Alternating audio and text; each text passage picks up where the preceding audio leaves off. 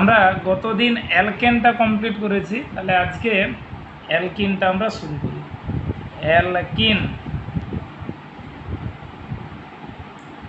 Alkyne যার সাধারণ সংকেত RCH ডবল বন্ড CH আর। অ্যালকিনের সাধারণ সংকেত CnH twice N, CnH twice N, CnH twice N। যেমন N সমান 2, অ্যালকিনে সর্বনিম্ন দুটো কার্বন থাকবে, N সমান 2, তাহলে C2H4 that is ethylene. N সমান 3, C3 3 2 6 প্রোপিলিন। এইগুলো হচ্ছে এক একটা অ্যালকিন। ইথিলিন, প্রোপিলিন বা বিউটিলিন প্রত্যেকটাই হচ্ছে এক একটি অ্যালকিন। আচ্ছা, আমরা এখানে পড়ব অ্যালকিনের সমস্ত প্রকার প্রস্তুতি এবং তার রাসায়নিক ধর্ম। তাহলে প্রথমে চলে আসি অ্যালকিনের প্রস্তুতি।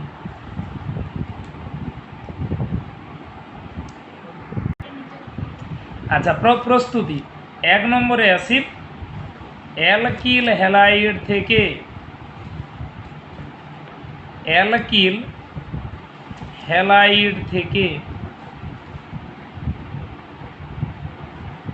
অ্যালকিল হ্যালাইড থেকে আচ্ছা, অ্যালকিল হ্যালাইড যার সাধারণ সংকেত আর CH2CH2X, কোনো একটা হ্যালাইড গ্রুপ থাকবে আর CH2CH2X। বিকারক KOH অ্যালকোহল, অ্যালকোহলীয় ক্ষার, KOH অ্যালকোহল বা ইথানলীয় KOH হিট, ইথানলীয় KOH হিট। আচ্ছা, বলে দিই বিক্রিয়াটা হচ্ছে অপনয়ন বিক্রিয়া। হ্যালাইড গ্রুপের সাপেক্ষে প্রথম কার্বনকে বলে আলফা কার্বন আর পরের কার্বনটাকে বলা হয় বিটা কার্বন। প্রথম কার্বন আলফার পরেরটা হচ্ছে বিটা। নিয়ম, আলফা থেকে এক্স গ্রুপ মানে হ্যালাইড গ্রুপ আর বিটা থেকে এইচ বেরিয়ে যায়, -HX। আলফা থেকে হ্যালাইড গ্রুপ, বিটা থেকে এইচ বেরিয়ে আলফা আর বিটার মাঝখানে ডবল বন্ড পড়ে, that is RCH double bond CH2, alkyne পাওয়া যায়। আলফা থেকে লিভিং গ্রুপ হ্যালাইড আর বিটা থেকে এইচটা বেরিয়ে এদের মাঝখানে পড়ে ডবল বন্ড। আচ্ছা, আমরা যদি এক এক করে উদাহরণ বসাই, যেমন CH3 CH2Br, CH3 CH2Br, তাহলে নিশ্চয়ই উত্তর আসবে এটা আলফা কার্বন আর এটা বিটা। আলফা থেকে বিআর আর বিটা থেকে এইচটা বেরিয়ে মাঝে পড়বে double bond CH2 double bond CH2, ethylene. একইভাবে CH3 CH2 CH2Br, এখানেও তাই, KOH অ্যালকোহল হিট, একই নিয়ম। তাহলে এটা আলফা কার্বন আর এটা হচ্ছে বিটা কার্বন। আলফা থেকে বিআর, বিটা থেকে এইচ বেরিয়ে আলফা আর বিটার মাঝখানে কি বন্ড? ডবল বন্ড পড়ে, অপনয়ন বিক্রিয়া। CH3 CH double bond CH2। একইভাবে CH3 CH Br CH3, এটাতেও KOH অ্যালকোহল আমরা পাঠিয়ে দিলাম। তাহলে বিআর এর সঙ্গে যুক্ত এই কার্বন আলফা আর এদিকের কার্বনটা হচ্ছে বিটা, আলফা আর বিটা। তাহলে এখান থেকে বিআর, এদিক থেকে এইচ বেরিয়ে মাঝে পড়বে ডবল বন্ড। অবশ্য এদিকেও ডবল বন্ড ফেলতে পারি, কিন্তু দুটোই একই উত্তর হবে। CH3 CH double bond CH2, এটা। তাহলে কোনো একটা অ্যালকিল হ্যালাইড ক্ষার অ্যালকোহল মাধ্যমে যদি উত্তপ্ত করা হয়, তাহলে সেক্ষেত্রে আলফার বিটা কার্বনের মাঝখানে ডবল বন্ড পড়ে অ্যালকিনটাই উত্তর হিসাবে পাওয়া যায়। আমরা এই ধরনের আর একটা উদাহরণ নিলাম, CH3 CH I CH2 CH3।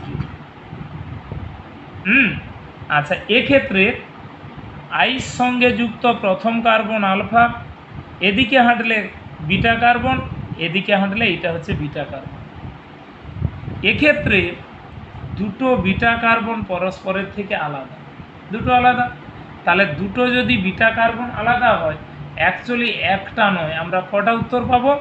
দুটো উত্তর। এই যে মিলিয়ে দিচ্ছি, এর আই এর এইচ বেরিয়ে মাঝে ডবল বন্ড, এটা একটা উত্তর। যদি আমরা উত্তরটা লিখি, CH3 CH double bond CH CH3, এটা একটা প্লাস, আর একটা উত্তর, এর আই এদিকের এইচ বেরিয়ে মাঝে ডবল বন্ড হবে। দুটো বিটা কার্বন দু ধরনের হলে সবসময় দুটো উত্তর পাওয়া যাবে। CH2 double bond CH single bond CH2 CH2, এটা আর একটা উত্তর পাওয়া গেছে। এখন যদি দুটো অ্যালকিন পাওয়া যায় বা দুটো উত্তর হয়, সেখানে তোমাকে অবশ্যই উল্লেখ করতে হবে কোনটা মুখ্য যৌগ আর কোনটা গৌণ যৌগ। দেখা যাচ্ছে একটা উৎপন্ন হয় কাছাকাছি 80%, আর একটা উৎপন্ন হয় 20%।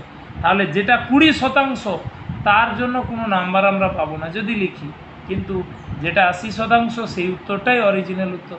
কোনটা হবে মুখ্য আর কোনটা গৌণ, না এটা নির্ধারণের জন্য বিখ্যাত দুটো সূত্র আমরা এই জায়গাটায় পড়ি। সূত্র দুটো হচ্ছে,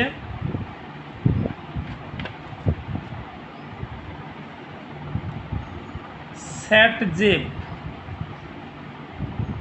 ও হফম্যান নিয়ম। দুখানা সূত্র আমরা পড়ি, স্যাটজেভ আর হফম্যান নিয়ম। ইনাদেরই সূত্রের দ্বারা নির্ধারণ করা হয় কোনটা মুখ্য আর কোনটা গৌণ। আচ্ছা, আগে সূত্রটা লেখা যায়। Alkyl হ্যালাইডের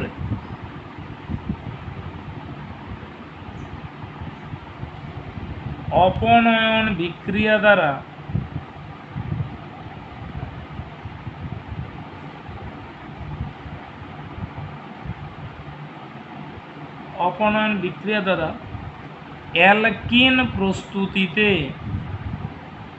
alkyne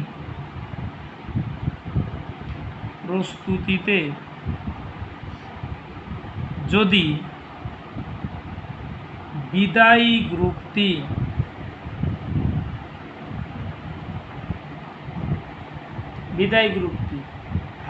-Cl Br I হয়, অ্যালকিল হ্যালাইডের অপনয়ন বিক্রিয়া দ্বারা অ্যালকিন প্রস্তুতিতে যদি বিদায়ী গ্রুপটি Cl, Br, I হয়, সেক্ষেত্রে স্যাটজেভের নিয়ম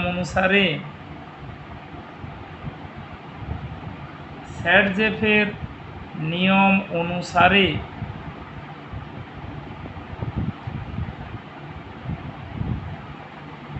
বেশি প্রতিস্থাপিত অ্যালকিনটি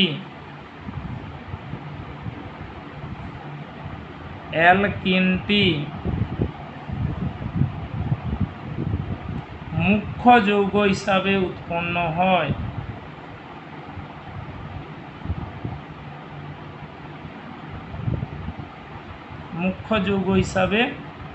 উৎপন্ন হয়।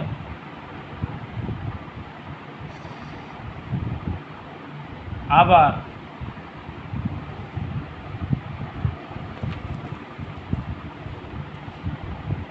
বিদায়ী গ্রুপটি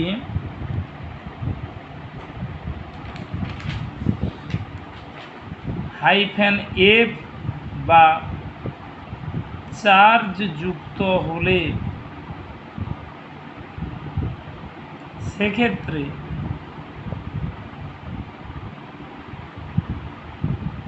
হফম্যানের নিয়ম অনুসারে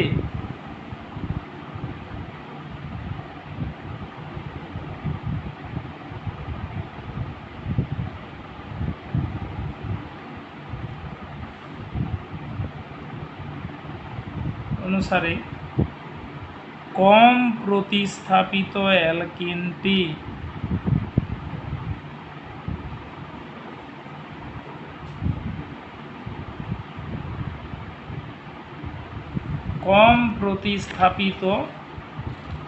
অ্যালকিনটি মুখ্য যৌগ হিসাবে উৎপন্ন হয়।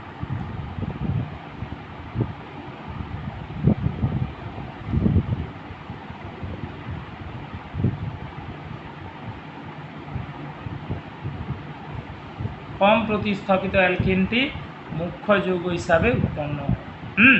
আচ্ছা, এটাই স্যাটজেব আর হফম্যান নিয়ম। মিলিয়ে দিই। প্রথমে উদাহরণটাতে লক্ষ্য করো যে এক্ষেত্রে লিভিং গ্রুপটি কে লেগে আছে, আই। যদি সিএল বা বিআর বা আই হয় তখন এই ভদ্রলোকের সূত্র হবে স্যাটজেবের নিয়ম।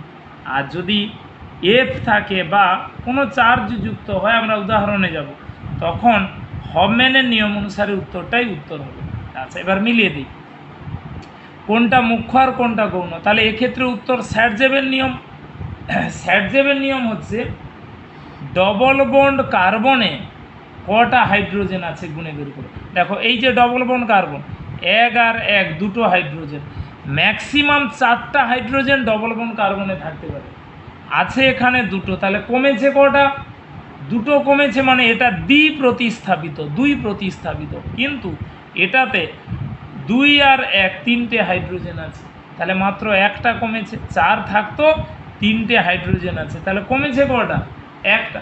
তাহলে এটা 1 প্রতিস্থাপিত, এটা 2 প্রতিস্থাপিত, আর এটা 1 প্রতিস্থাপিত। তাই এটা হচ্ছে বেশি প্রতিস্থাপিত। স্যাটজেবের নিয়ম অনুসারে এটাই হবে মুখ্য যৌগ। তাহলে এই যৌগটা হবে মুখ্য আর এই যৌগটা হবে গৌণ, যে এটা বড্ড কম পরিমাণে উৎপন্ন হয়। এই উত্তরটাই উত্তর। আচ্ছা, এর জন্য আরও সহজ একটা নিয়ম আছে। নিয়মটা হচ্ছে যদি সিএল বা বিআর বা আই লিভিং গ্রুপ হয়, সবসময় ডবল বন্ড মাঝে পড়বে। ডবল বন্ড সর্বদা কোথায় পড়বে? মাঝে। আর এর পরের যে উদাহরণটা দেখবে সেক্ষেত্রে ডবল বন্ডটা ধারে পড়বে। মাঝে যদি ডবল বন্ড পড়ে তাহলে সেটা সর্বদাই বেশি প্রতিস্থাপিত অ্যালকিন উৎপন্ন করবে, বেশি প্রতিস্থাপিত অ্যালকিন। আর ধারে ডবল বন্ড হলে কম প্রতিস্থাপিত অ্যালকিন উৎপন্ন হবে। দ্যাট ইজ সিএল বা বিআর বা আই থাকলে ডবল বন্ড সর্বদা আমরা কোথায় লিখব বলো? মাঝে লিখব। আচ্ছা, আর হফম্যানের উপর উদাহরণে চলে আসো। CH3 CH, তাতে এই ধরনের একটা লিভিং গ্রুপ আছে, NCH3 N এর মাথায় প্লাস CH2 CH3, এটাকে হিট দেওয়া হয়েছে। এই ধরনের একটা লিভিং গ্রুপ আছে। আচ্ছা, মিলিয়ে দিই। যে লিভিং গ্রুপটা লেগে আছে তাতে N এর মাথায় প্লাস, মানে এটাকে বলা হয় চার্জ যুক্ত লিভিং গ্রুপ। চার্জ যুক্ত লিভিং গ্রুপ। তাহলে এক্ষেত্রে হফম্যানের নিয়ম অনুসারে উত্তরটাই উত্তর হবে। এই সাপেক্ষে এটা আলফা কার্বন, এদিকে হাঁটলে এটা বিটা, এদিকে হাঁটলে এটা বিটা। একই নিয়ম, আলফা থেকে লিভিং গ্রুপ, বিটা থেকে একটা এইচ বেরিয়ে আলফা আর বিটার মাঝখানে কি বন্ড পড়বে? Double bond. তাহলে ধারেও ডবল বন্ড, মাঝেও ডবল বন্ড। আমরা আগে দুটো উত্তর লিখি। CH3 CH double bond CH, তাতে CH3 এটা একটা, আর CH2 double bond CH CH2 CH3। কিন্তু মুখ্য আর গৌণটা উল্টে গেল। এটা কার নিয়ম অনুসারে উত্তর? হফম্যানের নিয়ম। তাহলে আগের যৌগ দুটোই পাচ্ছ। এটা হবে তখন মুখ্য যৌগ ধারে ডবল বন্ড, আর এটা হবে তখন গৌণ যৌগ মাঝে double bond. CL BR I থাকলে ডবল বন্ড মাঝে পড়ে, আর কোনো চার্জ যুক্ত লিভিং গ্রুপ বা এফ যদি থাকতো তখন ডবল বন্ডটা এই ধারে এসে পড়তো। এটাই স্যাটজেব আর হফম্যান। এদের নিয়ম অনুসারে অ্যালকিল হ্যালাইড থেকে আমরা অ্যালকিন পেতে পারি। আচ্ছা, এটাই হচ্ছে প্রস্তুতির 1 নম্বর বিক্রিয়া। এবারে আসো 2 নম্বরে। অ্যালকোহলের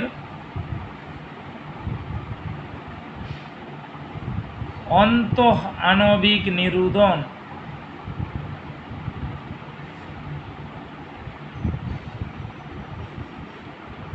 অ্যালকোহলের অন্তঃআণবিক নিরুদন। নিরুদন কথার অর্থ হচ্ছে জল অপসারণ। অ্যালকোহল থেকে যদি জল অপসারিত হয়, অন্তঃআণবিক মানে এক অণু অ্যালকোহল থেকে জলটা অপসারিত হয়, নিরুদিত হয়ে নতুন একটা যৌগ আমরা পাবো। আচ্ছা, বিক্রিয়াটা লিখি। আর CH2OH, আর CH2OH। অন্তঃআণবিক নিরুদনের বিকারক গাঢ় H2SO4 sulphuric acid oblique 170 degree centigrade উষ্ণতা। নিরুদনের বিকারক হচ্ছে গাঢ় H2SO4 বা Al2O3 অ্যালুমিনা। Al2O3 প্রায় 250 ডিগ্রি সেন্টিগ্রেড সহ উত্তপ্ত করো। হয় গাঢ় H2SO4 দ্বারা উত্তপ্ত করো, নাহলে অ্যালুমিনা সহ উত্তপ্ত করো। আচ্ছা, নিয়মটা মিলিয়ে দিই। আগের নিয়মটাই নিয়ম। OH যুক্ত কার্বন আলফা আর পরের কার্বনটা হচ্ছে বিটা। আলফা থেকে OH গ্রুপ আর বিটা থেকে H বেরিয়ে যায়। নিরুদন মানে -H2O, জল বেরিয়ে যাবে। আলফা থেকে OH, বিটা থেকে H বেরিয়ে আলফা আর বিটার মাঝখানে পড়ে ডবল বন্ড। তাহলে আর CH ডবল বন্ড CH2। আচ্ছা, অ্যালকোহল আলফা থেকে OH আর বিটা থেকে H বেরিয়ে আলফা আর বিটার মাঝখানে সর্বদা কি বন্ড? ডবল বন্ড পড়ে। আগের নিয়মে উত্তর অ্যালকিন আমরা পাই। আচ্ছা, EX যেমন CH3CH2OH ইথানল, একই বিকারক, গাঢ় H2SO4 বা অ্যালুমিনা সহ উত্তপ্তকরণ। আচ্ছা, নিয়মটা মিলিয়ে নেই।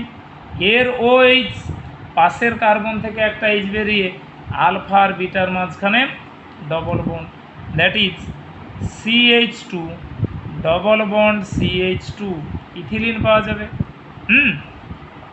আচ্ছা, তারপরে CH3CHOH CH3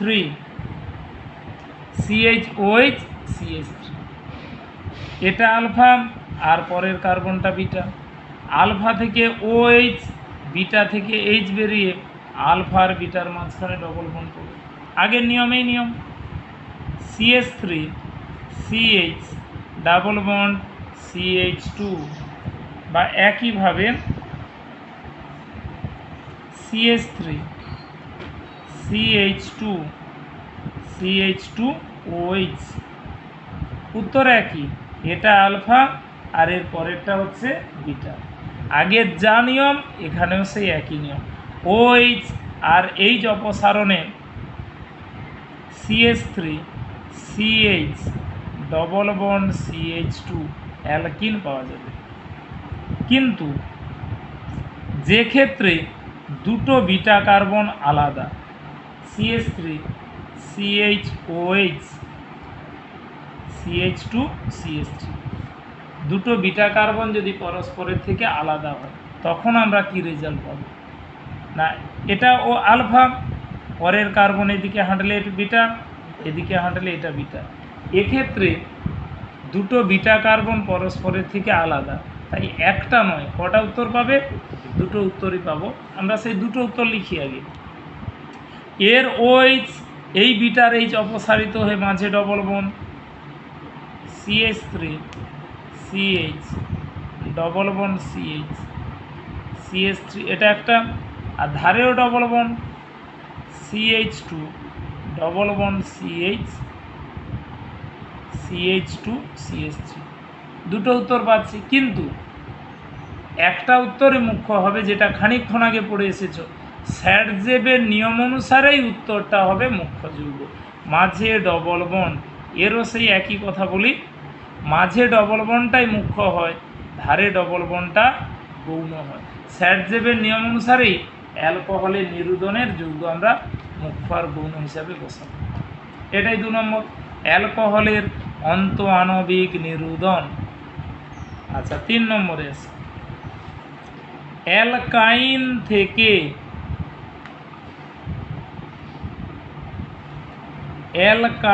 থেকে অ্যালকিন, অ্যালকাইন। আচ্ছা, আর সি ট্রিপল বন্ড সি আর অ্যালকাইনকে বিজারণ করলে অ্যালকিন পাওয়া যাবে। ট্রিপল বন্ডটাকে ডবল বন্ড করতে হবে, সেটা হচ্ছে বিজারণ। দুদিকে দুটো হাইড্রোজেন যোগ করতে হবে, এদিকেও একটা এইচ, এদিকেও একটা এইচ। কিন্তু এদের জ্যামিতিক গঠন 2 ধরনের হবে যদি দুটো ভিন্ন বিকারক আমরা ব্যবহার করি।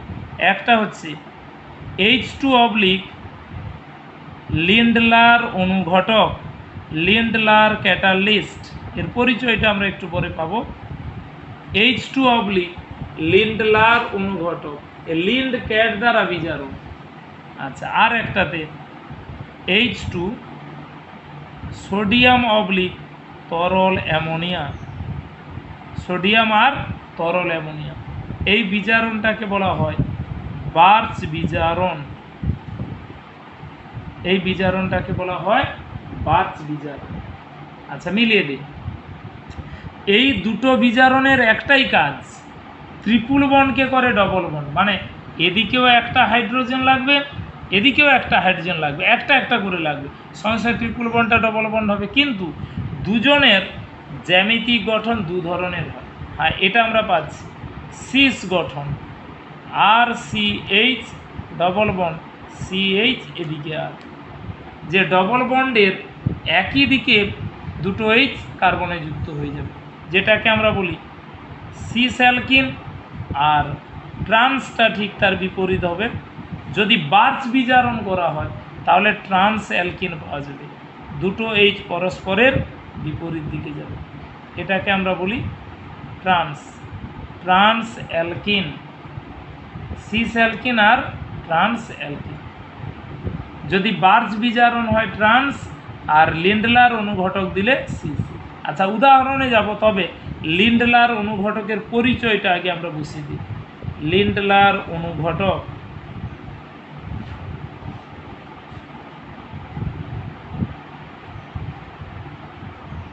লিন্ডলার অনুঘটক H2 hydrogen, PD palladium, CaCO3 calcium carbonate আর লেড অ্যাসিটেটের একটা মিশ্রণ, CH3COO2Pb। এদের সমষ্টিটা হচ্ছে লিন্ডলার অনুঘটক। হাইড্রোজেন, প্যালাডিয়াম ধাতু, ক্যালসিয়াম কার্বনেট আর লেড অ্যাসিটেট এর মিশ্রণটাকে আমরা বলি লিন্ডলার অনুঘটক, লিন্ডলার অনুঘটক। আচ্ছা, তাহলে ট্রিপল বন্ডকে ডবল বন্ড করতে এই দুটো বিকারকের কোনো একটা লাগে, হয় বার্চ বিজারণ, না হলে লিন্ড ক্যাট। এটা থেকে সিস অ্যালকিন আর এটা থেকে ট্রান্স অ্যালকিনটা পাওয়া যায়। H2 PD CaCO3 আর CH3COO2Pb। ওকে। আচ্ছা, আর এর জায়গায় CH3 আমরা ধরে নিই উদাহরণ হিসাবে, EX।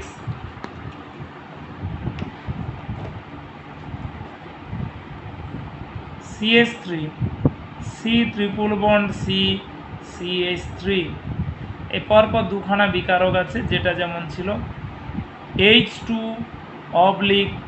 লিন্ড ক্যাট, লিন্ডলার অনুঘটক, আর একটাতে H2 সোডিয়াম তরল অ্যামোনিয়া বিজারণ। তাহলে এক্ষেত্রে আমরা উত্তর পাবো CH3 CH double bond CH আর এ হাতে CH3 সিস অ্যালকিন।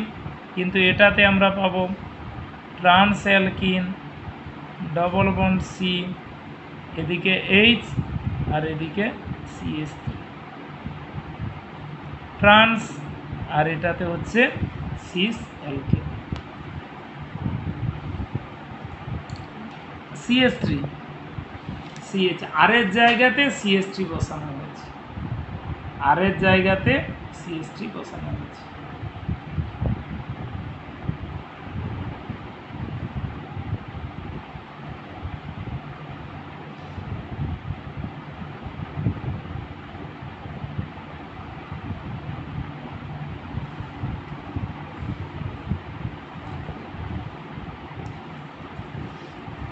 4 নম্বরে 4 নম্বরে টেট্রা হ্যালো অ্যালকেন থেকে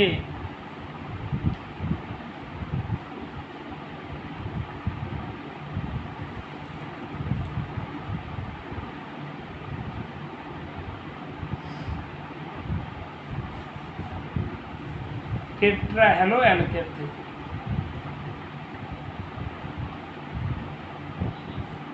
আচ্ছা 1 মিনিট, টেট্রা নয়, এবার ডাই হ্যালো অ্যালকেন থেকে, ডাই হ্যালো অ্যালকেন, টেট্রা নয়, ডাই হ্যালো অ্যালকেন। আচ্ছা বিক্রিয়াটা লিখি। পরপর দুটো কার্বনে দুটো হ্যালাইড গ্রুপ আছে, সংযুক্ত দুটো কার্বনে 1 আর 1 দুটো হ্যালাইড, বাকি হাইড্রোজেনগুলো আমরা লিখলাম। এটা আর এদিকে এইচ, এদিকেও আর এইচ। আচ্ছা পরপর দুটো কার্বনে যদি দুটো হ্যালাইড থাকে তাকে বলা হয় ভিসিনেল ডাইহ্যালাইড। এই যৌগটার নাম ভিসিনেল ডাইহ্যালাইড, ভিসিনেল ডাইহ্যালাইড।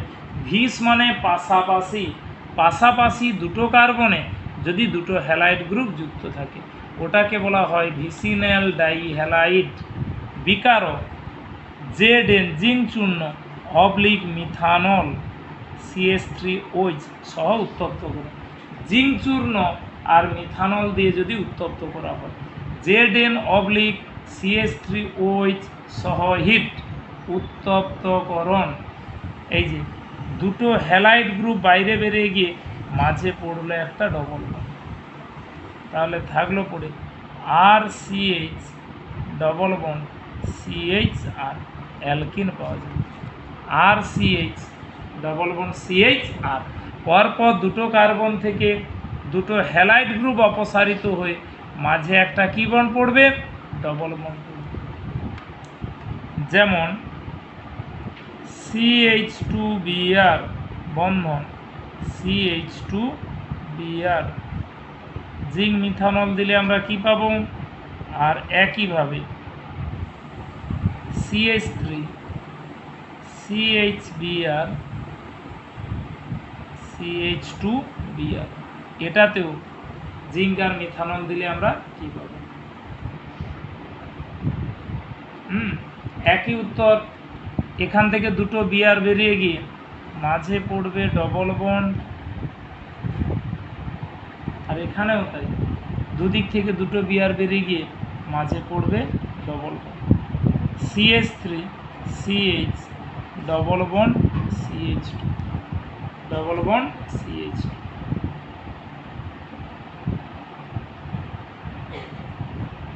ভিসিনেল ডাইহ্যালাইড। ওকে। আচ্ছা 4 নম্বরে, বাকি 5 নম্বরে কোয়াটারনারি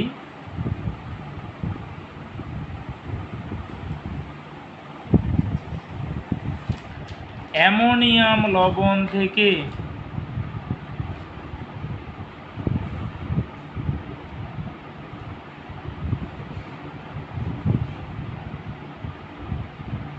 কোয়াটারনারি অ্যামোনিয়াম লবণ থেকে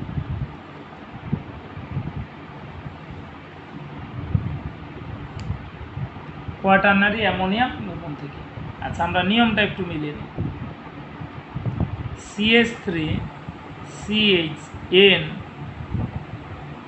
CH3 হোল 3 N এর মাথায় প্লাস CH2 CH3 কাছে I মাথায় মাইনাস, এটাকে হিট করো। এটা একটা অ্যামোনিয়াম লবণ,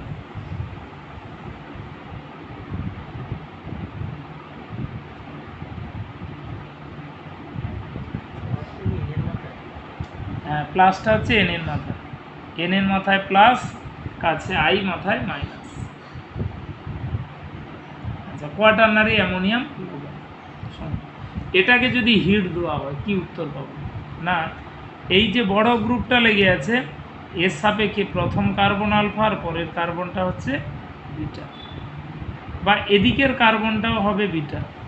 তাহলে আগেরই নিয়ম যে এখানে আমরা দুটো উত্তর পেতে পারি, আলফা আর বিটার মাঝখানে ডবল, আলফা থেকে এই বড় লিভিং গ্রুপ আর বিটা থেকে এইচ বেরিয়ে যাবে। তাহলে একটা ডবল বন্ড এই জায়গায় পড়তে পারে আর একটা ডবল বন্ড এই জায়গায় পড়তে পারে, দুটো অ্যান্সার। কিন্তু একটা উত্তরই মুখ্য হবে, যেটা হফম্যানের নিয়ম অনুসারে উত্তর আসবে।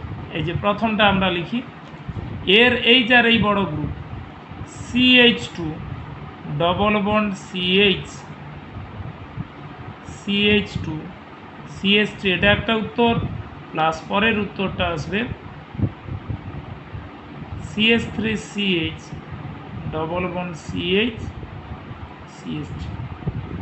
ধারে ডবল বন্ডটাই হবে তখন মুখ্য যৌগ, আর এটা হচ্ছে গৌণ যৌগ। আলফা আর বিটার মাঝখানে ডবল বন্ড, আলফা থেকে বড় গ্রুপ আর বিটা থেকে এইচটা বেরিয়ে এদের মাঝখানে একটা ডবল বন্ড পড়বে। ধারেও ডবল বন্ড পড়তে পারে, মাঝেও ডবল বন্ড পড়তে পারে। মাঝে ডবল বন্ডটা গৌণ, ধারে ডবল বন্ডটা অবশ্যই মুখ্য যৌগ হিসাবে উৎপন্ন হবে কোয়াটারনারি অ্যামোনিয়াম লবণ থেকে। এই 1 2 3 4 5 অ্যালকিনের কটা প্রস্তুতি পড়লাম? 5খানা প্রস্তুতি। আচ্ছা, এবারে আসা যাক অ্যালকিনের ধর্ম।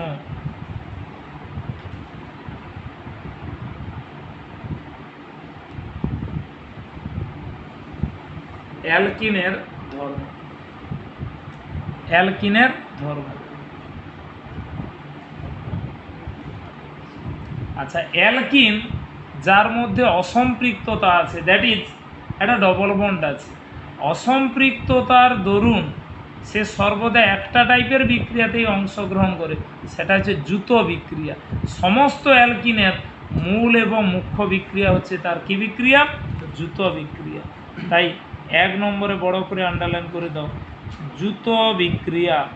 অ্যালকিনের মূল এবং মুখ্য বিক্রিয়া হচ্ছে দ্রুত বিক্রিয়া, অ্যাডিশন রিয়াকশান। আমরা পরপর এক বা একাধিক বিকারকের এই দ্রুত বিক্রিয়াগুলো পড়তে থাকি। আচ্ছা, প্রথমে আসো এতে, পরপর 6-7টা দ্রুত বিক্রিয়া পড়ব। হাইড্রোজেন সংযোজন,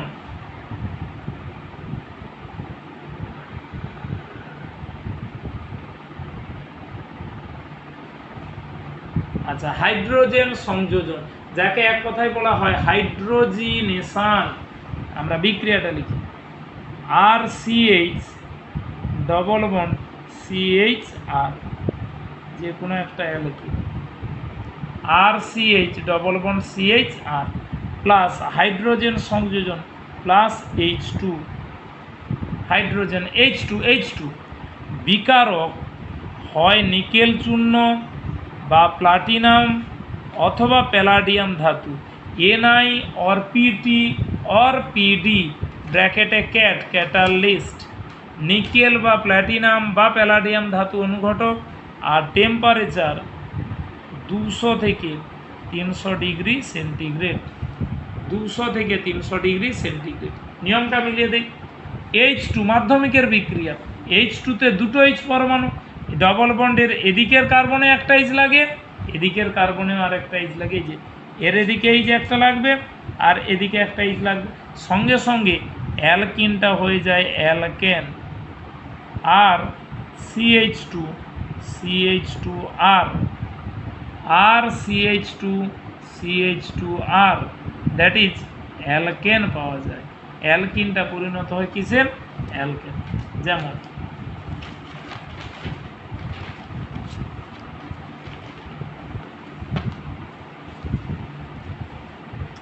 EX CH2 double bond CH2, পরপর যেমন বিকারক আছে, প্লাস H2 নিকেল চূর্ণ প্লাটিনাম বা প্যালাডিয়াম ধাতু ক্যাটালিস্ট। তাহলে এদিকে একটা H এদিকে একটা H লাগলে ডান দিকে উত্তরটা পাবে CH3 ইথেন পাওয়া যাবে, CH3 বা একইভাবে CH3CH ডবল বন্ড CH2, তাতেও হাইড্রোজেন আমরা দিয়ে দিলাম নিকেল বা প্লাটিনাম বা প্যালাডিয়াম ধাতু ক্যাটালিস্টের উপস্থিতিতে। দুদিকেও একটা একটা করে H লেগে CH3 CH2 CH3, ethane, propane, ইত্যাদি যৌগ পাওয়া যায়। ওকে, হাইড্রোজিনেশন বিক্রিয়া, হাইড্রোজেন সংযোজন। আচ্ছা, বিতে আসি। হ্যালোজেন সংযোজন, হ্যালোজেন সংযোজন, যাকে আর একটা নামে বলা হয় হ্যালোজিনেশন, অনুরূপ বিক্রিয়া। আচ্ছা, অ্যালকিন আমরা লিখি আর সিএইচ ডবল বন্ড সিএইচ আর, হ্যালোজেনটা আমরা নিলাম X2। আচ্ছা, তিনটে হ্যালোজেন হতে পারে, either Cl2 or Br2 or I2। Cl2 Br2 I2 একত্রে আমরা X2 বলে বললাম, যেটা খুশি। আর দ্রাবক রূপে ব্যবহার করা হয় CCl4, কার্বন টেট্রাক্লোরাইড, CCl4। একই উত্তর, X2-তে দুটো হ্যালাইড গ্রুপ আছে, দুটো হ্যালাইড পরমাণু, এদিকের কার্বনে একটা X লাগবে, এদিকের কার্বনে আর একটা লেগে সঙ্গে সঙ্গে ডবল বন্ডটা হয়ে যায় সিঙ্গেল বন্ড, আর CH আর। ডাইহ্যালো অ্যালকেন,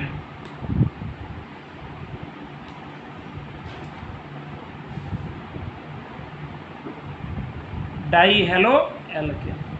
আচ্ছা, যেমন EX, CH2 double bond CH2 plus Br2 তীরের উপর CCl4, Br2 CCl4। তাহলে Br2-তে দুটো Br পরমাণু, ডবল বন্ডের এদিকে একটা লাগবে, এদিকেও আর একটা লাগবে। তাহলে উত্তর আসবে CH2 Br বন্ড CH2, তাতে লেগে গেল Br, CH2 Br, CH2 Br, একেবারে যেমন খুশি লিখতে পারো। এটা 1 হলে এটা 2, 1,2 ডাইব্রোমো ইথেন, 1,2 ডাইব্রোমো ইথেন। বা propene, CH3 CH double bond CH2, তাতেও আমরা দিয়ে দিলাম হ্যালোজেন Br2 আর CCl4। একই উত্তর আমরা পাবো, সংযুক্ত দুটো কার্বনের দুদিকে দুটো Br যুক্ত হল, CH3 CHBr, CH2 Br। এটা 1, এটা 2, এটা 3, 1,2 ডাইব্রোমো প্রোপেন,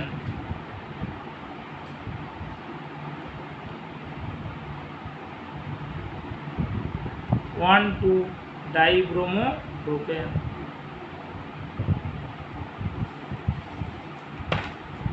সিতে আসুন। আচ্ছা, সিতে আসি। হ্যালোজেন হাইড্রাসিড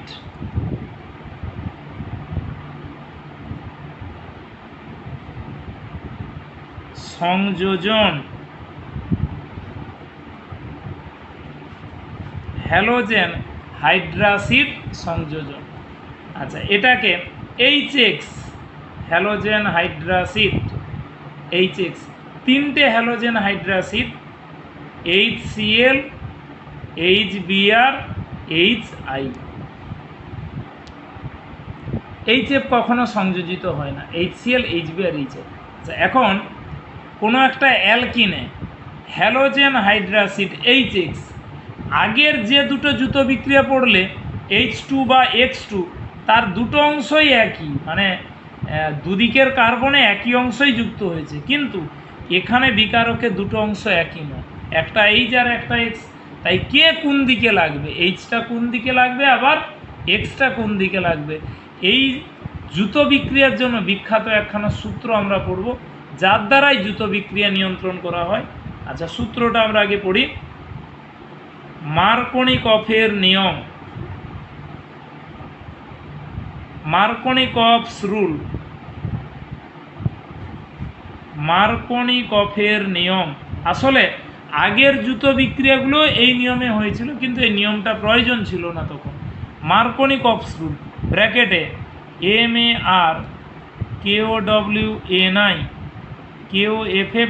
MARKOWNIKOFF মার্কনিকভস রুল, মার্কনিকফের নিয়ম। আচ্ছা, সূত্রটা আগে লিখি।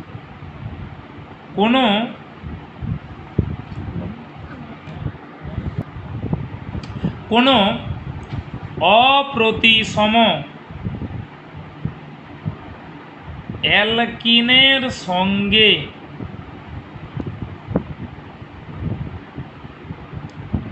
অসম যোজক পদার্থের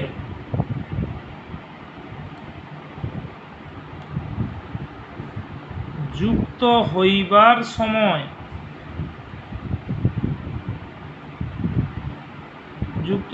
সময় যোজক পদার্থের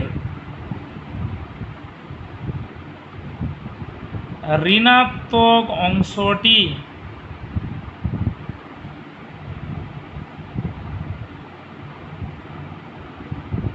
অ্যালকিনের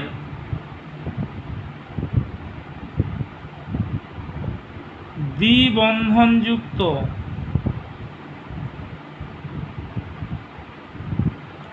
দুটি কার্বনের মধ্যে সেই কার্বনের সঙ্গে যুক্ত হয়,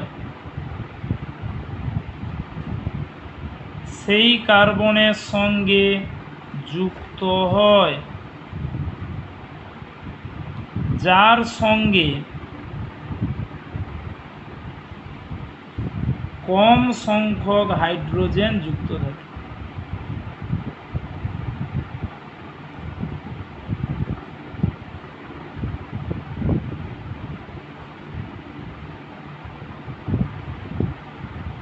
কম সংখ্যক হাইড্রোজেন যুক্ত থাকে, এটাই হচ্ছে মার্কনিকভস রুল। আর এই রুলের উপর ভিত্তি করে এই জুতো বিক্রিয়াটা আমরা নির্ণয় করি। আচ্ছা, কীটা লিখলাম দেখি। এই একটা alkyne RCH double bond CH2, একটু মিলিয়ে নাও। ডবল বন্ড যুক্ত কার্বনের উভয় দিক যদি আলাদা হয় সেটাকে বলে অপ্রতিসম অ্যালকিন। যদি দুই দিক সমান হতো এই নিয়মের দরকার ছিল না, অমনি তুমি উত্তর করে দিতে পারতে, তাতে কোনো ভুল হতো না। যদি উভয় দিক আলাদা হয় প্লাস বিকারকটা আমরা নিলাম HX। দেখো, বিকারকের দুটো অংশ ধনাত্মক আর ঋণাত্মক। যদি আগেরগুলোর ক্ষেত্রে যেটা পেয়েছো দুটো অংশই একই, আচ্ছা দুটো যদি একই হয় এদিকে একটা এদিকে একটা লাগবে। তাহলে যদি অ্যালকিনটা অপ্রতিসম হয় মানে বোথ সাইড আলাদা, আর বিকারকেরও দুটো অংশ যদি আলাদা হয়, প্লাস আর মাইনাস অংশ যদি আলাদা, তখনই এই নিয়মটা আমরা ফলো করব, মার্কনিকভস রুল। কারণ এখানে কেউ বলবে এইচটা এদিকের কার্বনে লাগলে এক্সটা উল্টো দিকে থাকবে, আবার কেউ বলবে এক্সটা এদিকের কার্বনে লাগলে এইচটা উল্টো দিকে। তাহলে এখানে একটা নয় কটা উত্তর হতে পারত? দুটো, কিন্তু উত্তর হবে একটা। কোনটা? নিয়মটা বলছে এর দুটো অংশ, এই যে H প্লাস আর X মাইনাস, ঋণাত্মক অংশটা সেই কার্বনের সঙ্গে যুক্ত হয় ডবল বন্ডে যার সঙ্গে কম সংখ্যক হাইড্রোজেন আছে। দ্যাট ইজ এক্সটা লাগবে কমে, বাকি এইচটা লাগবে বেশিতে। এই এক লাইনের উত্তর। ঋণাত্মক অংশটা কম হাইড্রোজেন যুক্ত কার্বনে যুক্ত হবে, আর এইচটা তারা বাকিটাতে লাগবে।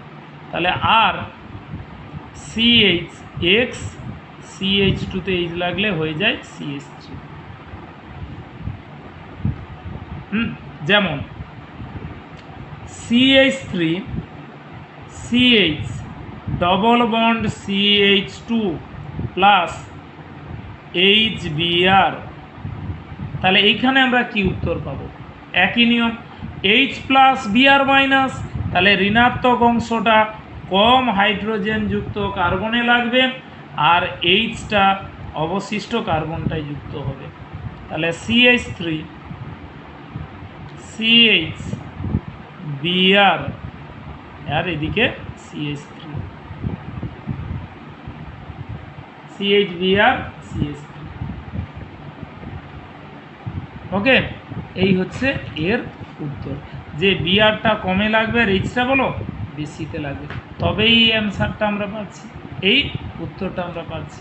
এবারে প্রশ্ন, এটার কারণটা কি, কেন এটা হচ্ছে, যে ঋণাত্মকটা কেন কমে লাগলো, এইচটা বেশিতে লাগলো। আমরা সংক্ষেপে তার মেকানিজমটা জেনে নিই, বিক্রিয়াটা কিভাবে ঘটছে। তাহলে এবারে আসো, বিক্রিয়ার কলা কৌশল, কি কারণের জন্য এই ঘটনাটা ঘটলো, বিক্রিয়ার কলা কৌশল, মেকানিজম। এখানে মেকানিজমটা আমাদের অবশ্যই জানতে হবে। আচ্ছা, প্রথমে HBr আয়নিত হয়ে H plus plus Br minus, বিকারকটা আয়নিত হয়ে একটা প্লাস অংশ আর একটা মাইনাস অংশ, H প্লাস Br মাইনাস। প্রথমে আসি স্টেপ ওয়ান, স্টেপ ওয়ান প্রথম ধাপ। আচ্ছা, প্রথম ধাপে অ্যালকিন H প্লাসটাকে ধরবে, অ্যালকিন, অ্যালকিন নিজে একটা নিউক্লিওফাইল, এ প্রথমে ধরতে চাইছে ইলেকট্রোফাইল, H প্লাসকে ধরতে চাইছে, নিউক্লিওফাইল সে ধরবে কাকে না ইলেকট্রোফাইল, H প্লাসকে ধরবে। এই জন্য এই বিক্রিয়াটার নাম ইলেকট্রোফিলিক যুত বিক্রিয়া। এটা একটা যুত বিক্রিয়া, যেটা শুরুটা ইলেকট্রোফাইল দিয়ে হয়, তাই এটাকে বলা হয় ইলেকট্রোফিলিক যুত বিক্রিয়া। আচ্ছা, নিয়মটা বলি, এই পাই বন্ধন এসে প্রথমে H প্লাসকে ধরে নিল, পাই বন্ধনটা এসে কাকে ধরলো বলো, H প্লাস। তাহলে H প্লাস ধারের কার্বনেও লাগতে পারে, মাঝের কার্বনেও লাগতে পারে। এখানে একটা নয়, কটা সম্ভাবনা আছে, দুটো, আমরা দুটোই লিখি। যদি কেউ বলে H প্লাসটা ধারের কার্বনে লাগছে, তখন উত্তর হবে CH3 CH, আর এদিকে হচ্ছে তখন CH3, তখন এই কার্বনটার মাথায় প্লাস পড়ল, CH প্লাস, তখন ধারের কার্বনে একটা H লাগলো CH3 প্লাস। আবার কেউ বলবে এইচটা মাঝের কার্বনে লাগলো, তখন আসবে CH3 CH এ H লাগলে CH2, তখন এদিকের কার্বনটাই পড়ে গেল প্লাস। দুটোই কার্বোক্যাটায়ন, এও কার্বোক্যাটায়ন এটাও কার্বোক্যাটায়ন, কিন্তু কোনটা ক ডিগ্রি না, এটা হচ্ছে এই যে C প্লাস ডাইরেক্ট দুটো কার্বনে লেগে আছে, তাই এটা 2 ডিগ্রি কার্বোক্যাটায়ন, 2 ডিগ্রি। আসল উত্তরটা এই জায়গাটায় লুকিয়ে আছে, 2 ডিগ্রি। আর এটা হচ্ছে একটা কার্বনের সঙ্গে ডাইরেক্টলি যুক্ত, 1 ডিগ্রি কার্বোক্যাটায়ন। এটা হচ্ছে কম স্থায়ী,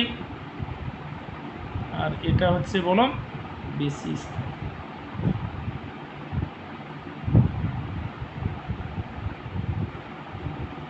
কম স্থায়ী আর বেশি স্থায়ী।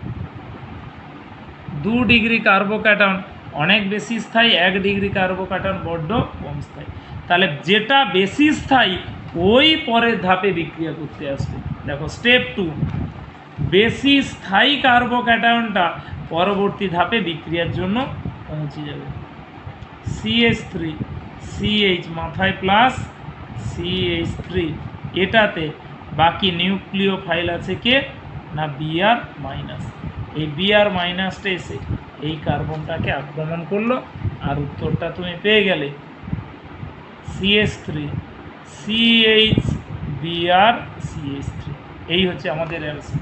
তাহলে মূল উত্তরটা কোন জায়গাটায় লুকিয়ে আছে আমরা দেখি না, আসল উত্তরটা লুকিয়ে আছে কার্বোক্যাটায়নের স্থায়িত্ব, কার্বোক্যাটায়নের স্থায়িত্বের দরুন ঋণাত্মক অংশটা কমে লাগে আর এইচটা বেশিতে লাগে। এটা মার্কোনিকভস নিয়মের উপর বেস করে এটাই এর উত্তর, যে কার্বোক্যাটায়নের স্টেবিলিটি। যেখানে এক লাইনে বসে দাও, কার্বোক্যাটায়নের স্থায়িত্বের দরুন, কার্বোক্যাটায়নের স্থায়িত্বের দরুন বিকারকের ঋণাত্মক অংশটি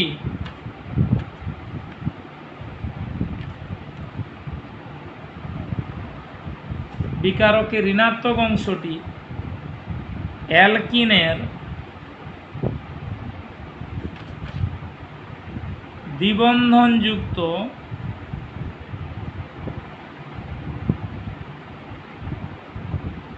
দুটি কার্বনের মধ্যে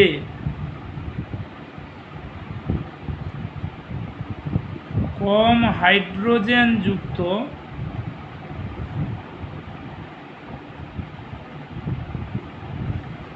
কার্বনে যুক্ত হয়। আমরা এই যে সূত্রটা পড়লাম এটা একটাই ক্ষেত্রে প্রযোজ্য হবে, যে কার্বোক্যাটায়নের স্টেবিলিটি। কেন এই নিয়মটা এসেছে যে এইচটা বেশিতে লাগলো বিআরটা কমে লাগলো? না, এটাই কার্বোক্যাটায়নের স্থায়িত্ব। এটাই কার্বোক্যাটায়নের স্থায়িত্ব। কার্বোক্যাটায়নের স্থায়িত্বের দরুন এই ঘটনাটা আমরা দেখতে পাই। ওকে, এটাই হচ্ছে এই বিক্রিয়াটার মেকানিজম, কলা কৌশল। আচ্ছা, এটা এইচবিআর দিয়ে শিখলে HCl HI সকলের জন্য একই নিয়ম, মার্কোনিকভস রুল। আচ্ছা, এবারে আসা যাক, এই নিয়মের বিপরীত আর একটা নিয়ম আছে, মার্কোনিকভের বিপরীত নিয়ম।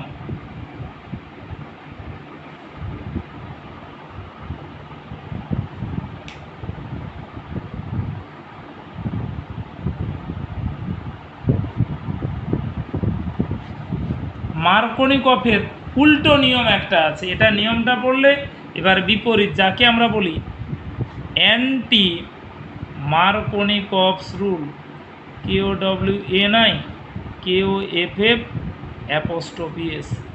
Anti Markovnikov's rule. একটা মার্কোনিকভস রুল আর একটা হচ্ছে তার বিপরীত নিয়ম। আচ্ছা, বিপরীত, এটাকে আর একটা বিশেষ নামে ডাকে পারক্সাইড প্রভাব। এইটারই আর একটা নাম হচ্ছে পারক্সাইড প্রভাব। মার্কোনিকভের বিপরীত নিয়ম, যাকে আর একটা নামে বলা হয় পারক্সাইড প্রভাব, পারক্সাইড এফেক্ট, খারাস এফেক্ট বলেও এটাকে ডাকা হয়, খারাস এফেক্ট, KHARAS, খারাস এফেক্ট। আচ্ছা, আগে সূত্রটা লিখে দিই।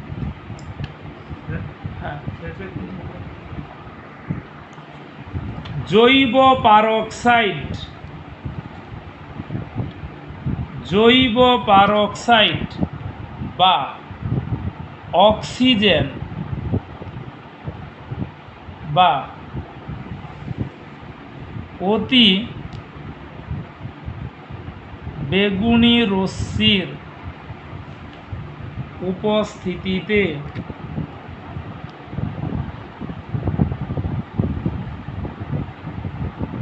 মার্কোনিকভ নিয়মের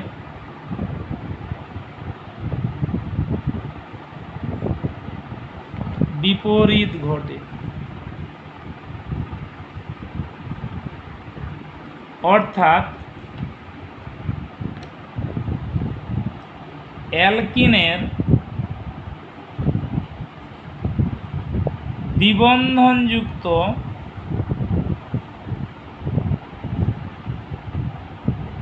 দুটি কার্বনের মধ্যে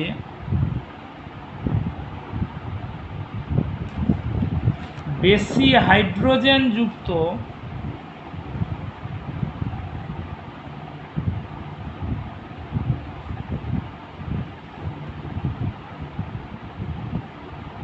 কার্বনের সঙ্গে বিকারকের ঋণাত্মক অংশটি যুক্ত হয়।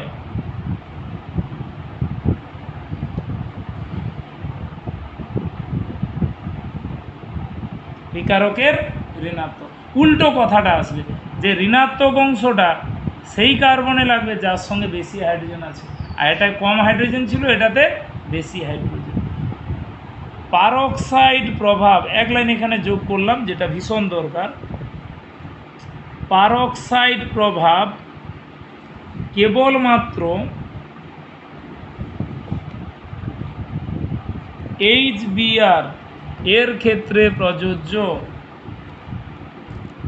HBr এর ক্ষেত্রে প্রযোজ্য, HBr এর ক্ষেত্রে প্রযোজ্য। HCl ও HI এর ক্ষেত্রে পারক্সাইড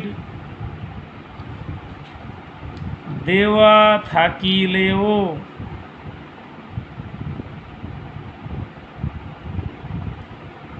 থাকিলেও পারক্সাইড প্রভাব কার্যকর হয় না।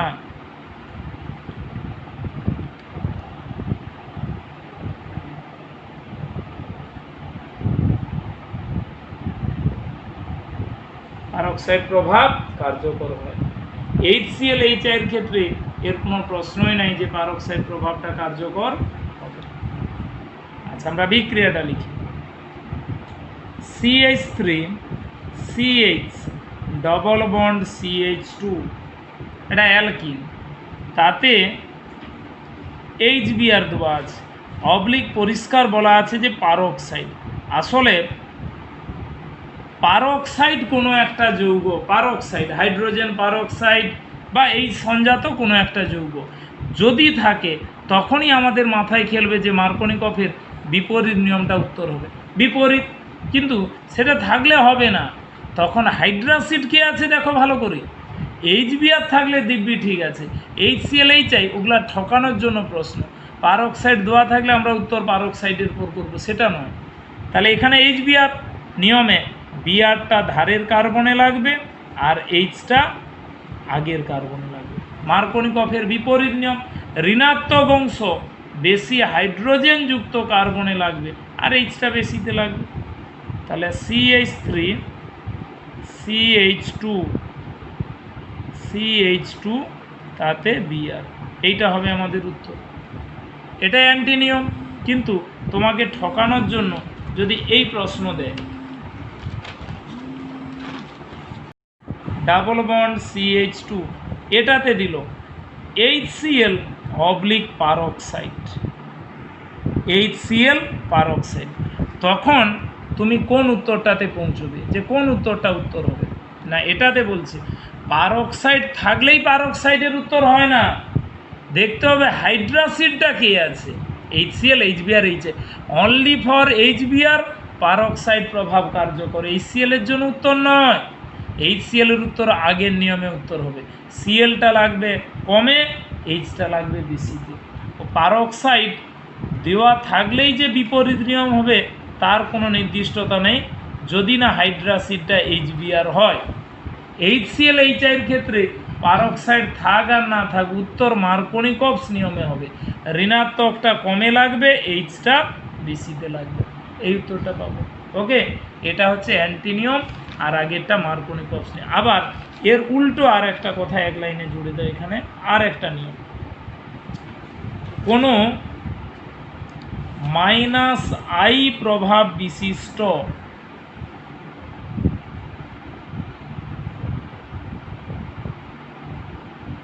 -I প্রভাব বিশিষ্ট গ্রুপ, যেমন CF3 গ্রুপ, COOH গ্রুপ, হ্যাঁ, বা NO2 গ্রুপ ইত্যাদি, -I প্রভাব বিশিষ্ট গ্রুপ সরাসরি দ্বিবন্ধনযুক্ত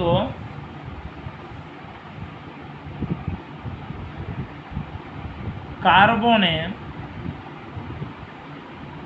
যুক্ত থাকিলে, সরাসরি দ্বিবন্ধনযুক্ত কার্বনে যুক্ত থাকিলে সেক্ষেত্রে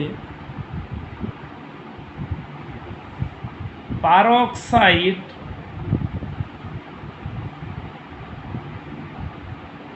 দেওয়া না থাকিলেও, পারক্সাইড দেওয়া না থাকিলেও পারক্সাইড প্রভাব কার্যকর হয়। এবার উল্টো কথা বলব, পারক্সাইড প্রভাব কার্যকর হয় ব্র্যাকেটে HCl, HBr, HI উভয়ের ক্ষেত্রে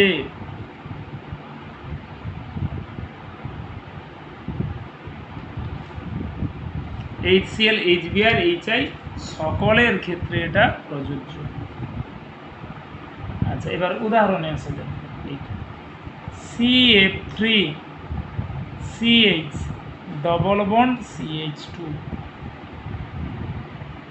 এটাতে HCl দেওয়া আছে, কোনো পারক্সাইড কথাটা লেখা নেই, তোমার নিয়মটা যেটা, ডবল বন্ড কার্বনে ডাইরেক্ট কি গ্রুপ লেগে আছে, মাইনাস আই গ্রুপ একটা সরাসরি লেগে গেছে। তখন বলছে মাইনাস আই গ্রুপ যদি সরাসরি যুক্ত থাকে, এ পারক্সাইড থাক বা না থাক, উত্তর পারক্সাইডের উপরে হতে হবে। সে সবারই জন্য যে সিএলটা বেশিতে লাগবে, এইচটা কমে লাগবে, যুত বিক্রিয়া। তাহলে CF3 CH2 তাতে Cl, হ্যাঁ CF3 CH2 Cl, এইটা হবে তার উত্তর। যদি ডাইরেক্ট মাইনাস আই কোনো গ্রুপ ডবল বন্ডে লেগে থাকে, কি জানা আছে আর জানার দরকার নেই, উত্তর মার্কনিকফের বিপরীত নিয়ম অনুসারে হবে। আচ্ছা, এরও একটু সংক্ষেপে কারণটা আমরা জানবো যে কেন এটা আমরা লিখলাম। কলা কৌশল মেকানিজম কোন জায়গাটাতে তফাৎটা চলে এলো, কলা কৌশল mechanism HCl H plus Cl minus. প্রথমে আসি স্টেপ ওয়ান, সেই মার্কনিকফস নিয়মেই উত্তর হবে CF3 CH double bond CH2, এটাতে H প্লাস। পাই বন্ধনে সে প্রথমে H প্লাসকে ধরল, দেখি কোন জায়গাটাতে তফাৎ। তাহলে H প্লাস ধারেও লাগতে পারে, মাঝেও লাগতে পারে, দুটোই উত্তর হবে। একটা হচ্ছে যদি ধারেরটাই লাগিয়ে দেই, CF3 CH double bond CH3, এই কার্বনটার মাথায় প্লাস, আবার কেউ বলবে এই H প্লাসটা মাঝেরটাই লাগলো, তখন CF3 CH2 এদিকের কার্বনটা হচ্ছে CH2 মাথায় প্লাস। দেখো এটা হিসাব মতো 2 ডিগ্রি আর এটা হিসাব মতন 1 ডিগ্রি, তাই তো এরই তো স্থায়িত্ব বেশি হওয়া উচিত, কিন্তু এটা বেশি স্থায়ী নয়, এটা কম স্থায়ী। কারণ হচ্ছে যে কোনো কার্বোক্যাটায়ন মানে কার্বনের ঘাটতি, তার ইলেকট্রনের ঘাটতি আছে, তার সঙ্গে যদি ডাইরেক্ট মাইনাস আই গ্রুপ লেগে থাকে, একে প্লাস মানে ঘাটতি, তারপরে তার থেকে আবার ইলেকট্রন টেনে নেওয়া হচ্ছে, মানে তাকে আর বাঁচানো যাচ্ছে না। যে ঘাটতি সে অন্যের কাছ থেকে ইলেকট্রন নিয়ে পূরণ করতে চায়, তার ঘাটতিটা একে প্লাস, তারপরে আবার তার কাছে আছে মাইনাস আই গ্রুপ, আরও প্লাস, তারপর ইলেকট্রন টেনে নিচ্ছে। তাই এটা বেশি স্থায়ী নয়, এটা কম স্থায়ী। যত কার্বোক্যাটায়নের কাছে উইথড্রয়িং গ্রুপ লেগে থাকবে, তার স্থায়িত্ব বড্ড কম, সে তুলনায় এটাও প্লাস, কিন্তু এর থেকে অনেক দূরে CF3 থাকায় এটা অতটা বেশি স্থায়িত্ব হারাচ্ছে না। তাই এখানে 1 ডিগ্রিটাই বেশি স্থায়ী হয়ে গেছে, যে উইথড্রয়িং গ্রুপের সঙ্গে যদি কার্বোক্যাটায়ন যুক্ত থাকে, সেই কার্বোক্যাটায়ন কোনো কালেও স্থায়িত্ব পাবে না। 1 ডিগ্রি 2 ডিগ্রি এখানে বিপরীতটা চলে এসেছে, যেটা স্টেপ 2তে পরবর্তী ধাপে উৎপন্ন কার্বোক্যাটায়ন যেটা CF3 CH2 প্লাস, তাতে নিউক্লিওফাইল Cl মাইনাস, এটা অ্যাটাক করলে উত্তর। এই জায়গাটায় আগের থেকে পার্থক্যটা চলে এসেছে, যে উইথড্রয়িং গ্রুপের সঙ্গে যদি কার্বোক্যাটায়ন যুক্ত থাকে, সে কোনোভাবেই স্থায়িত্ব লাভ করতে পারবে না। CF3 CH2 Cl, তাহলে এই উত্তরটা আমরা পাচ্ছি। এই কারণে বিপরীত নিয়মটা চলে এসেছে, যে উইথড্রয়িং গ্রুপ যদি ডাইরেক্ট কার্বোক্যাটায়নে যুক্ত থাকে, তার স্থায়িত্ব অনেক কম হয়, তুলনায় যদি দূরে থাকে স্থায়িত্ব অনেক গুণে বেশি হয়ে যায়।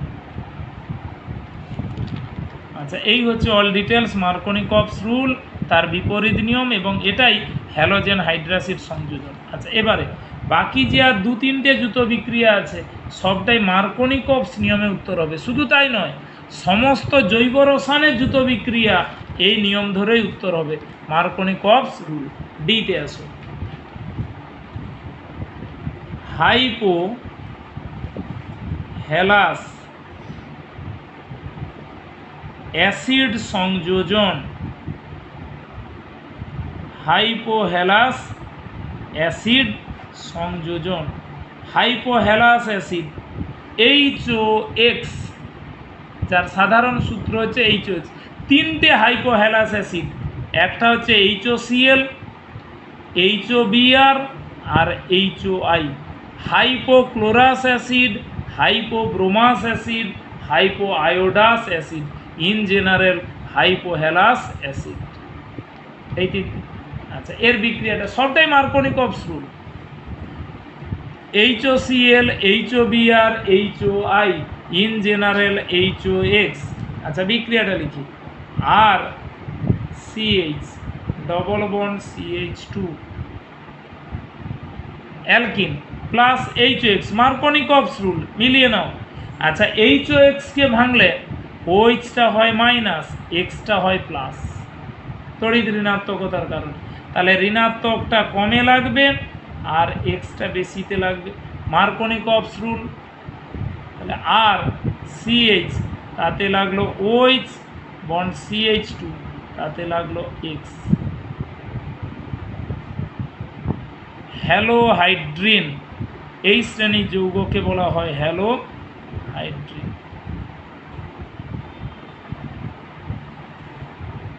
হ্যালোহাইড্রিন। CH3 CH double bond CH2 যুক্ত HOCl, এখানে কি, আর যার উভয় দিক সমান তার জন্য কোনো নিয়মের দরকার নেই, মার্কোনিকভস রুলেরও কোনো প্রশ্নই আসে না।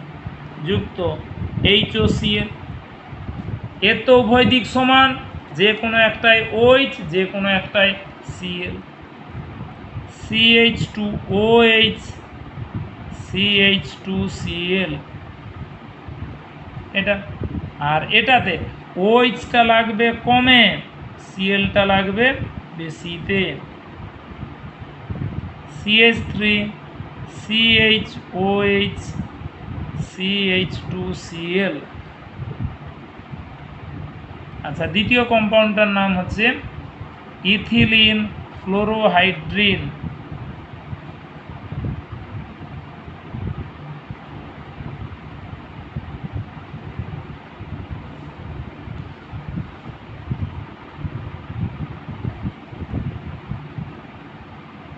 ইথিলিন ক্লোরোহাইড্রিন, ঋণাত্মক অংশ কমে লাগবে, Cl-টা বলো বেশিতে লাগবে, এটা। আচ্ছা, ইতে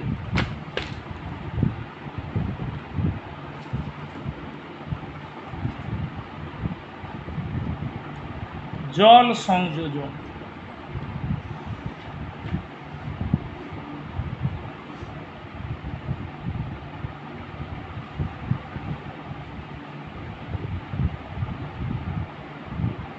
আচ্ছা, আর CH ডবল বন্ড CH2, এটা অ্যালকিন, তাতে জল যোগ প্লাস H2, তীরের উপর H প্লাস, তীরের উপর H প্লাস। আচ্ছা, জলের দুটো অংশ, ঋণাত্মক অংশ OH মাইনাস, ধনাত্মক অংশ H প্লাস। নিয়ম একটাই, ঋণাত্মক অংশটা কম হাইড্রোজেন যুক্ত আর বাকি H-টা বেশিতে লাগবে, মার্কোনিকভস রুল। আর CHOH, CH2-তে H লাগিয়ে দিলে হয়ে গেল CH2, দ্যাট ইজ অ্যালকোহল।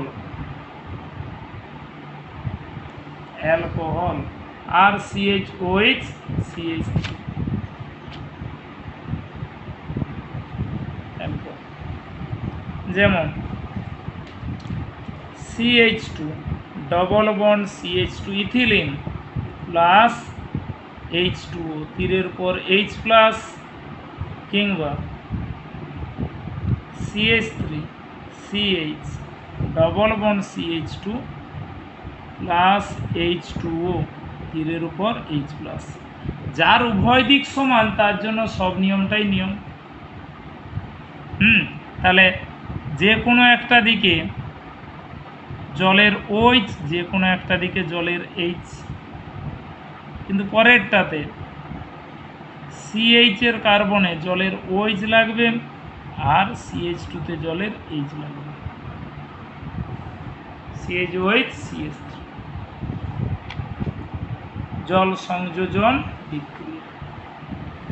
বাকি Fe আর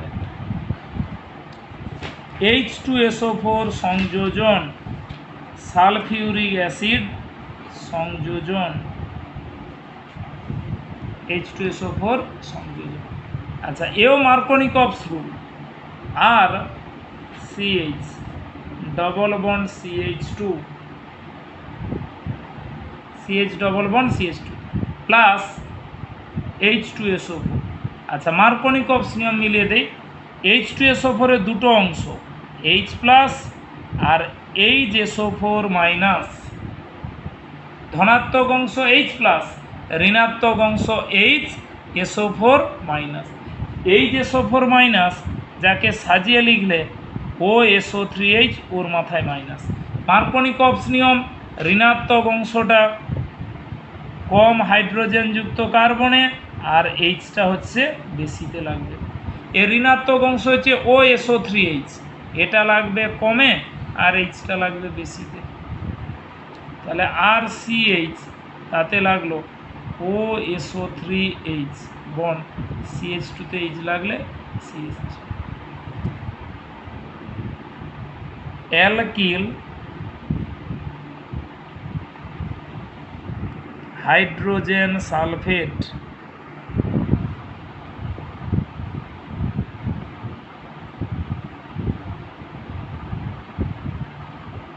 অ্যালকিল হাইড্রোজেন সালফেট উৎপন্ন। ঋণাত্মক অংশটা কমে, এইচটা হচ্ছে বেশিতে লাগবে। যেমন CH2 ডবল বন্ড CH2, যার উভয় দিক সমান তার জন্য নিয়মেরও কোনো প্রশ্ন নেই, উত্তর একটাই হবে। আর বোথ সাইড যদি আলাদা হয় সর্বদাই মার্কনিকভস রুল প্লাস H2SO4। এর দুদিক সমান, তাহলে যে কোনো একটা দিকে লাগবে OSO3H আর এটা হচ্ছে CH3। আর এটার দুদিক আলাদা, ঋণাত্মক অংশটা লাগবে কমে CH, OSO3H বন্ড CH2 তে H লাগলে CH3। আচ্ছা, আজকে এতটাই অবধি। প্রথমে পিডিএফটা ডাউনলোড করে খাতায় লিখবে, তারপর ভিডিও রেকর্ডিংটা চালিয়ে পড়াটা শুনবে। সোমবার যার যেমন টাইম আছে সেই মতো পড়ানো হবে, বা বাকিদেরও ক্ষেত্রে সেই একই টাইম।